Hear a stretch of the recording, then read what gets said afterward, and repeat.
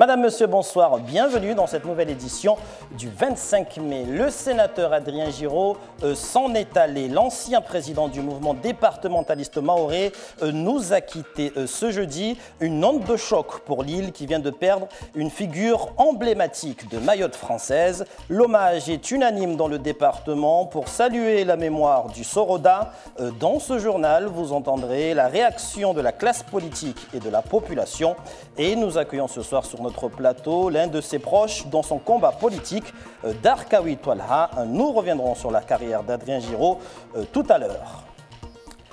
Et puis nous parlerons de santé dans ce journal. Comment observer le jeûne du mois de Ramadan tout en étant diabétique? Les précisions d'une diététicienne et nutritionniste dans un reportage que vous découvrirez en fin de journal.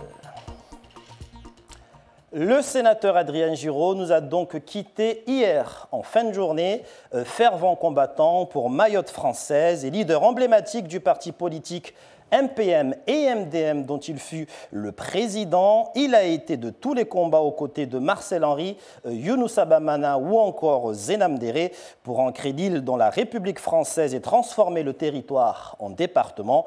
Il aura marqué de sa poigne l'histoire de Mayotte qui perd aujourd'hui l'un de ses plus grands défenseurs. Son reportage est signé Hachim Saïd Hachim. Adrien Giraud, 81 ans, est décédé hier jeudi 24 mai à l'hôpital de Mamoudzou. Les funérailles du défunt se dérouleront dimanche 27 mai au Rocher, à Dzaoudzi.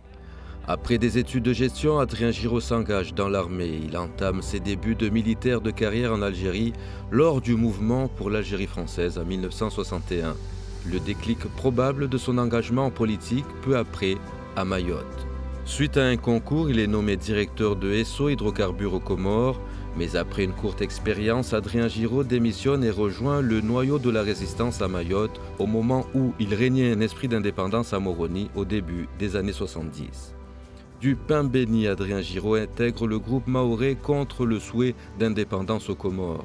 Sans doute l'un des premiers mouvements généraux qui engagent toute une île, sans omettre d'associer les femmes de Mayotte. Un mouvement qui a eu le mérite de libérer la liberté d'expression. En parlant de parole, Adrien Giraud, lui, ne mâchait pas ses mots, quitte à choquer pour se faire entendre ou faire entendre la voix des Mahorais. Le genre de personne à tenir tête à un préfet. Il avait du charisme, des idées précises, il donnait de sa propre personne et participait financièrement aux nombreux déplacements à Paris. Son dernier mandat politique de sénateur a pris fin le 30 septembre 2011. Ces dernières années jusqu'en octobre 2015, Adrien Giraud était président d'honneur de son parti MDM, mouvement départementaliste mahorais, engagé en politique jusqu'au bout, même dans la maladie. Soigné entre Mayotte et Paris, Adrien Giraud a toujours été bien entouré par sa famille, enfants et petits-enfants. Et au lendemain du décès d'Adrien Giraud, la classe politique mahoraise lui rend un vibrant hommage. Ses partisans, mais aussi ses adversaires, gardent de lui l'image de l'homme qui a œuvré pour l'île, pour que l'île de Mayotte reste française. Tour d'horizon avec des réactions signées Gervais Nietzsche et Daniel Abdou. Concert de louanges après la mort d'Adrien Giraud. La classe politique mahoraise loue sa vision. Ce n'est pas seulement une perte pour la famille, mais c'est une perte énorme pour Mayotte, parce que le sénateur Adrien Giraud a toujours été un compagnon fidèle pour le combat de Mayotte, pour que Mayotte reste française, pour que Mayotte soit un département. Donc avec le sénateur Marcel, le feu Younous Abamana et le feu Zoubeir Adinani et Younous Ben Ali, ils ont toujours été là pour que Mayotte puisse devenir un département. Au lendemain de la déclaration de Giscard d'Estaing en 1974, qui dit loin de lui imaginer qu'il y ait une partition de l'archipel, tous nos leaders principaux étaient abattus, et alors qu'ils se trouvaient à Métropole, donc ils envisageaient de rentrer. Et c'est Adrien Giraud qui dit non, nous ne pouvons pas rentrer, il faut continuer à nous battre parce que ce n'est pas fait. C'est à ce moment-là qu'il a eu l'idée d'aller voir le président Poher au Sénat et qui leur a dit la France est un pays démocratique, le président de la République a son point de vue, mais c'est le Parlement qui décide, laissez le Parlement décider et continuez à vous battre. Et c'est comme ça que Mayotte finalement a fini par rester française. Donc aujourd'hui, je crois que c'est Mayotte entière qui est en deuil. L'hommage à Adrien Giraud est très fort parce que ces 40 dernières années, il les a consacrées pleinement dans l'exercice de ses fonctions, dans la défense de Mayotte française. Cela parfois s'est fait au détriment même de sa famille, mais l'essentiel aujourd'hui, c'est que l'héritage et le souvenir qu'il nous laisse, il est encourageant et il nous donne envie de faire aussi bien que lui. La quasi-totalité des partis politiques de Mayotte invite la population à se mobiliser massivement pour rendre un vibrant hommage à Adrien Giraud. Adrien Giraud, un monument politique qui fut conseiller général, sénateur de Mayotte, mais aussi président de la Chambre de commerce et d'industrie.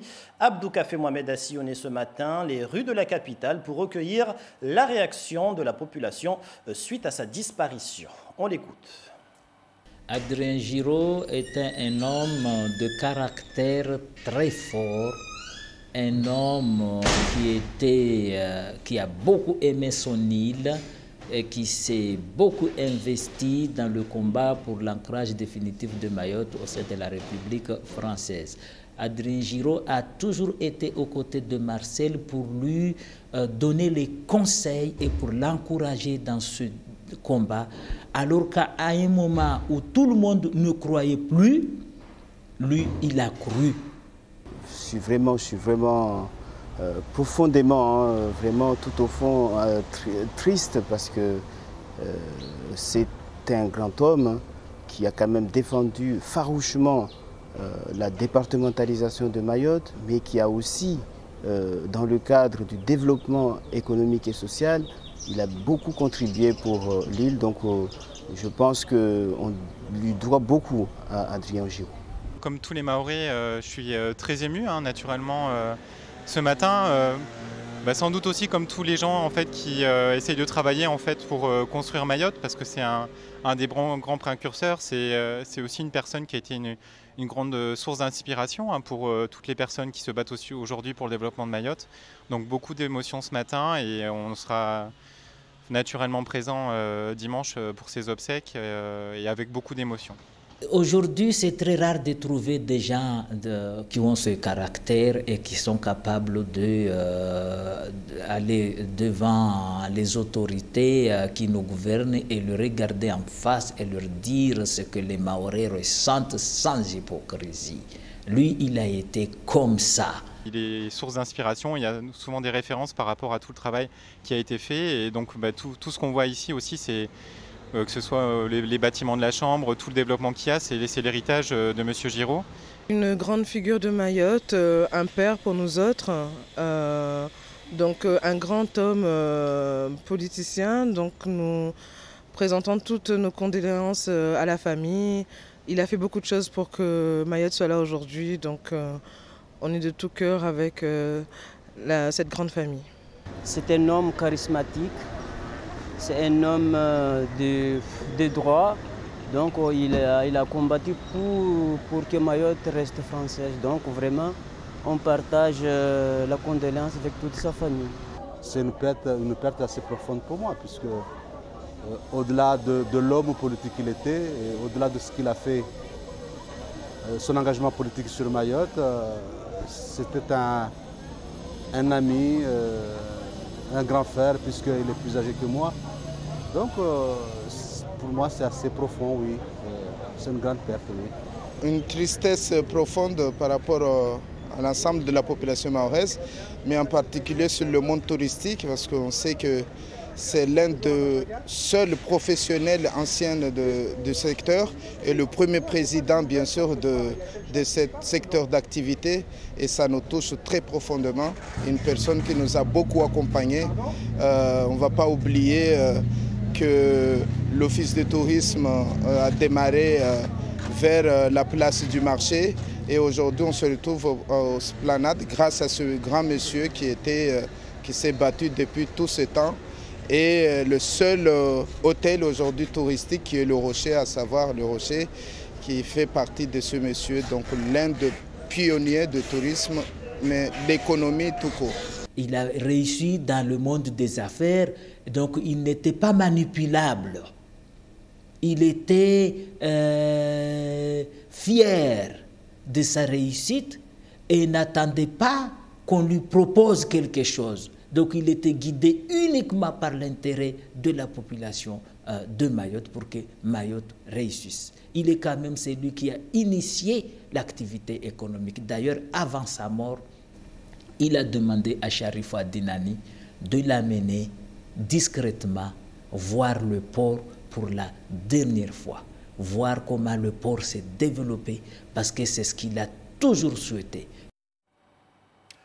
Co-fondateur du MDM avec Marcel Henry et Henri Jean-Baptiste en 2009, Adrien Giraud a notamment été conseiller général du canton d'Aqua dans le nord de l'île, 3 mandats successifs dans un fief politique où les habitants ont appris son décès avec beaucoup de tristesse. Le reportage sur place avec Bibi Mariam Halidi et Halda Halidi.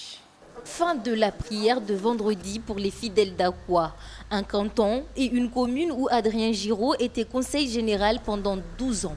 Au sein de la nouvelle génération, il y a ceux qui le connaissaient et ceux qui n'ont jamais entendu parler de lui.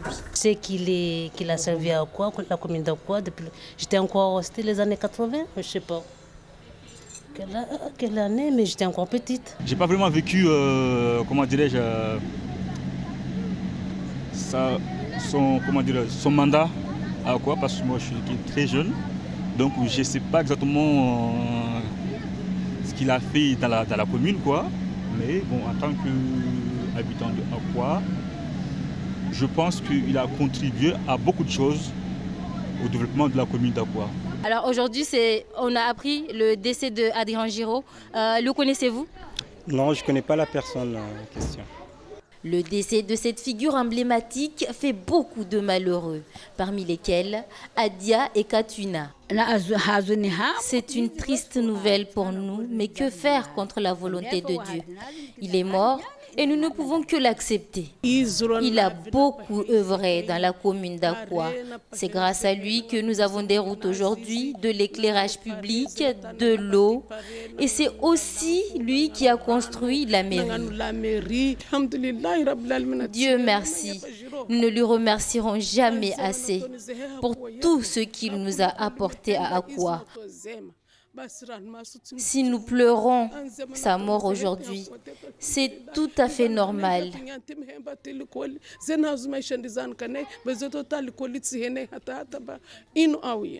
En attendant l'inhumation d'Adrien Giraud ce dimanche 27 mai, c'est tout Mayotte qui appelle à prier pour qu'il repose en paix.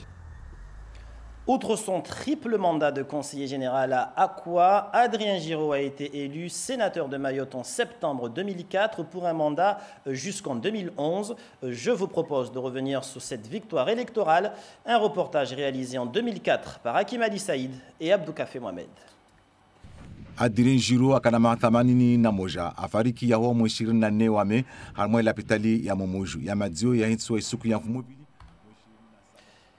Et comme vous le constatez, nous avons un souci avec ce reportage. Nous reviendrons dans ce journal sur la version française, la bonne version. Avec nous sur ce plateau, l'un des lieutenants du sénateur Giraud. Il a entre autres été son suppléant lors de son mandat sénatorial de 2004 à 2011, Darkawi Tolha. Bonsoir. Bonsoir. Alors on a entendu durant tous ces reportages beaucoup de louanges. Une figure emblématique, un père de la nation, une personne emblématique, une personne forte. C'était bien ce qui caractérisait Adrien Giraud? C'est exactement ça. D'abord, je dirais bonsoir à tous les Mahorais et Mahoraises qui nous regardent. Mes condoléances également à sa famille et à tous les Mahorais également, parce que c'est le père des Mahorais, je dirais, aujourd'hui. Et parmi les reportages que j'ai regardés, que j'ai vus tout à l'heure, il y en a qui m'ont beaucoup touché parce qu'on entend, comment dirais-je, la caractérisation de la personne. Et effectivement, c'était une figure emblématique importante pour Mayotte parce qu'il a, je dirais, consacré une grande partie de sa vie pour Mayotte française aujourd'hui.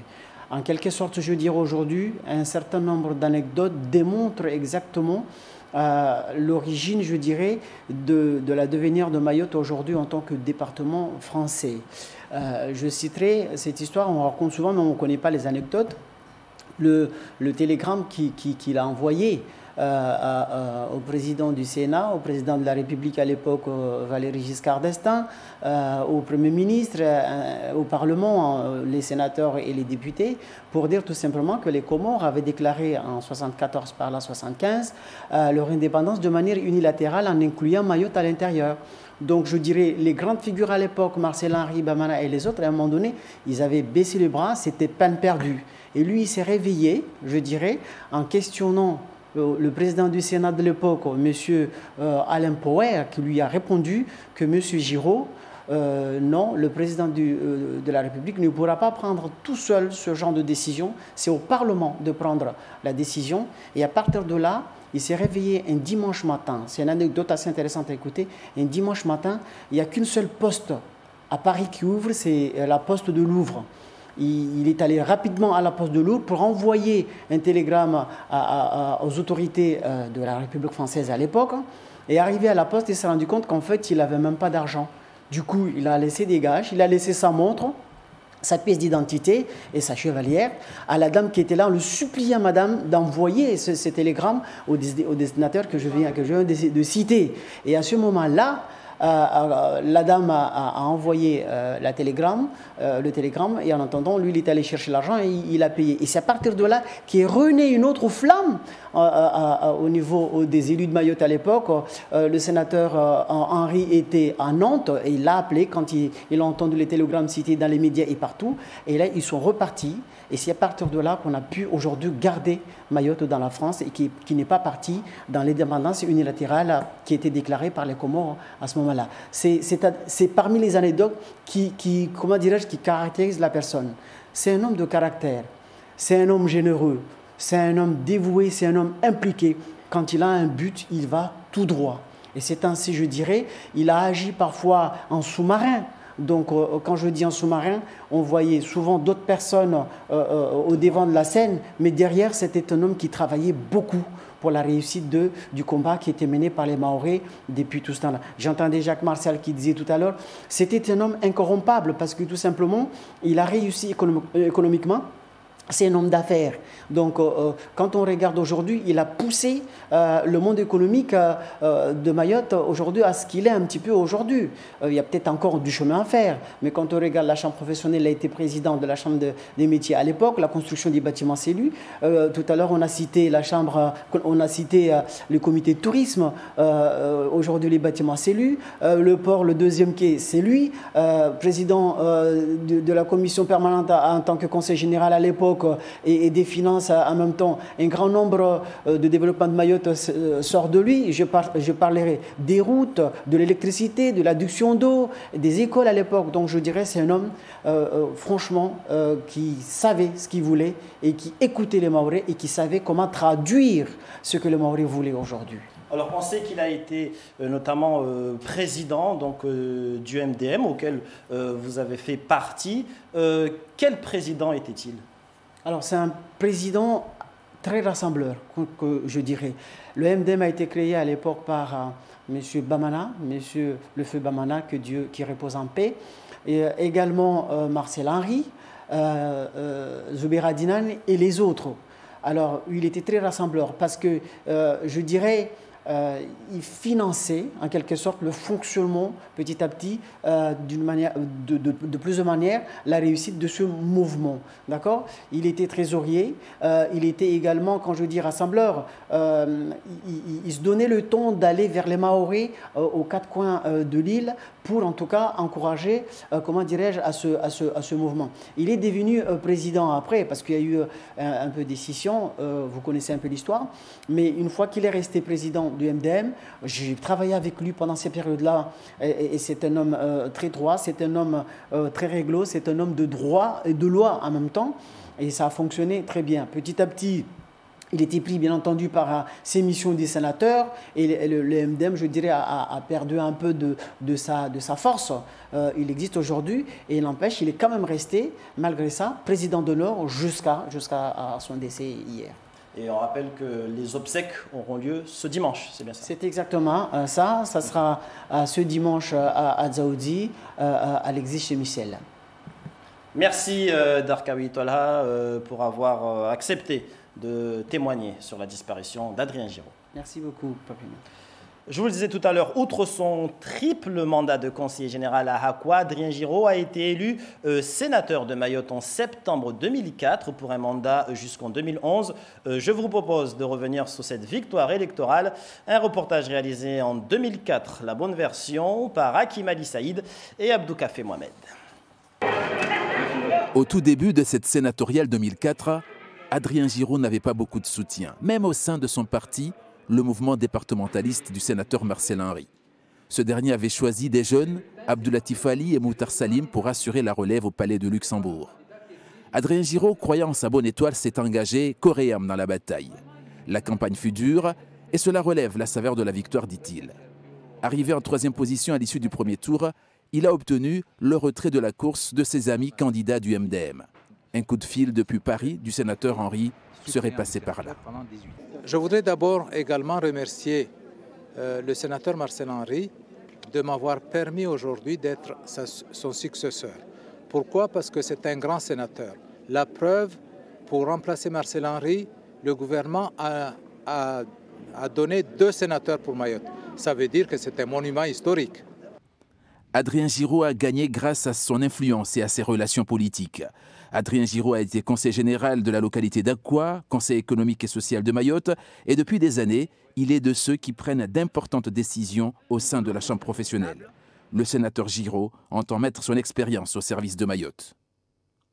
Voilà pour ce long chapitre consacré à la disparition du sénateur Adrien Giraud survenu hier soir. La santé et la foi à présent, comme vous le savez, le diabète est classé parmi les maladies chroniques, une pathologie en pleine progression. À Mayotte, 1 personne sur 10 bénéficie d'un traitement, c'est 2 fois plus que la moyenne nationale selon l'ARS. Alors, le ramadan est-il contre-indiqué aux personnes diabétiques? Quelles sont les conditions? Éléments de réponse dans ce reportage d'Hachim Saïd Hachim et Atoumani Simba. Jeûner est un principe religieux. Jeûner, c'est bien pour le corps, des mots ancrés dans nos têtes.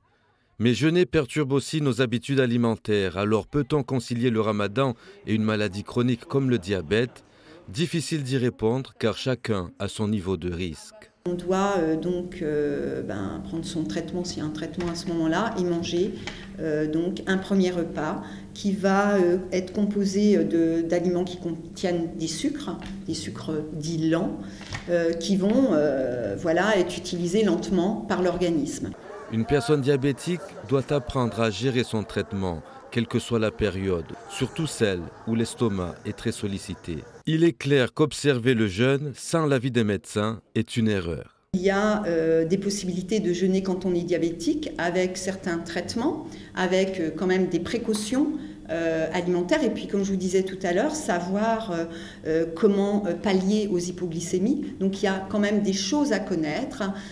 Et donc, déjà, il faut avoir un avis médical. C'est seul le médecin qui pourra dire si oui ou non le patient peut faire un jeûne. Et un déséquilibre du taux de sucre dans le sang peut entraîner de graves conséquences. Bien évidemment, s'il y a une absence de repas, on va avoir un manque de sucre et un manque d'énergie. Donc ça peut être, très embêtant chez les diabétiques parce qu'eux doivent toujours avoir un taux de sucre suffisant, pas trop important et pas trop bas, de manière à pouvoir vivre normalement. Et parfois, le jeûne entraîne des baisses du taux de sucre, ce qu'on appelle des hypoglycémies. Et donc, ça peut provoquer des malaises et ça peut être bien plus grave jusqu'à un coma. Consulter son médecin pour faire évaluer son diabète et adapter son traitement est recommandé. Et nous revenons ce soir sur le policier de la BAC, la brigade anticriminalité, blessé par un jet de pierre mercredi soir à Passamenti. Il a été évacué cet après-midi à La Réunion. L'auteur présumé a été interpellé moins de 24 heures après les faits, avant d'être déféré au parquet à la mi-journée. Retour sur ces faits d'une exceptionnelle gravité qui remettent sur le devant de l'actualité des violences qui s'étaient un peu calmées ces dernières semaines. René Lataste, Fahar Hosseini. Il est 13h, une vingtaine de collègues du policier grièvement blessé attendent devant l'aéroport, le véhicule du SAMU. Il va être évacué par le vol régulier vers l'hôpital de La Réunion. Il est couché sur un brancard, la partie gauche du visage recouverte de bandages. Il risque de perdre l'usage de son œil. Les uns après les autres, ils montent dans l'ambulance et vont lui témoigner leur solidarité. Le préfet a tenu à marquer par sa présence la gravité de cette agression. C'est important qu'on soit tous là pour montrer qu'on le soutient tout simplement, lui, sa famille. C'est un geste vraiment de solidarité. Oui. Les faits remontent à mercredi soir dans le centre de Passamenti. Un premier équipage de police est appelé sur le 17 au sujet d'affrontements entre groupes de jeunes dans le cadre de fêtes traditionnelles de Mouringué. Arrivés sur place, ils sont pris à partie par certains groupes qui leur lancent des pierres. De fait, des équipages supplémentaires sont appelés en renfort, dont un équipage BAC. L'équipage BAC met pied à terre, va à proximité des protagonistes et c'est là que le chef d'équipage, le chef de la BAC de nuit, reçoit un projectile qui l'atteint en pleine tête. L'auteur n'est pas arrêté immédiatement, les services de police se mobilisent. Moins de 24 heures après, hier en début de soirée, un garçon de 17 ans est mis en garde à vue. De lourdes charges pèsent sur lui.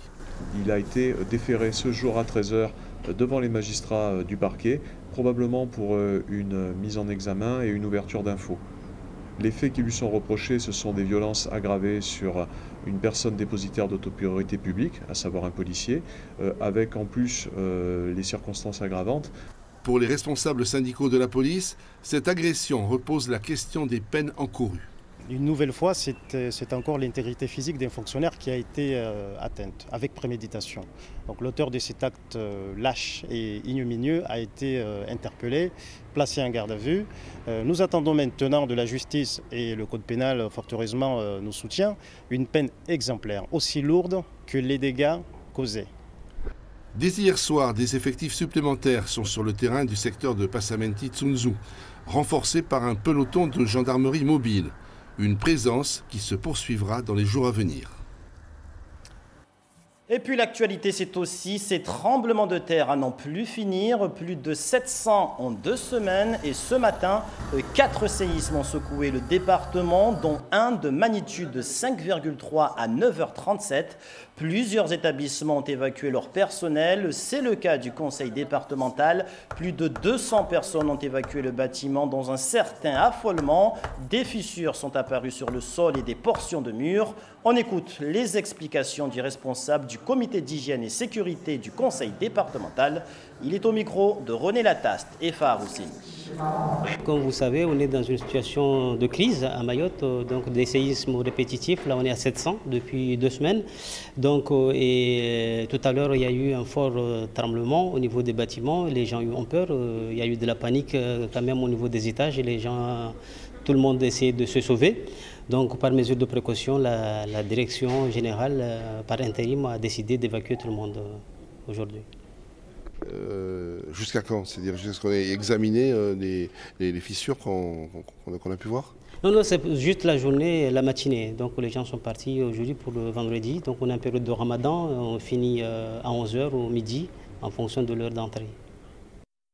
Et puis sachez que suite à un séisme cet après-midi, un incendie s'est déclaré dans une habitation dans le quartier Bamana à Sada. Les secousses ont fait tomber dans une chambre la climatisation qui a causé un court-circuit. Nous reviendrons plus largement sur cet incident dans notre édition de demain soir.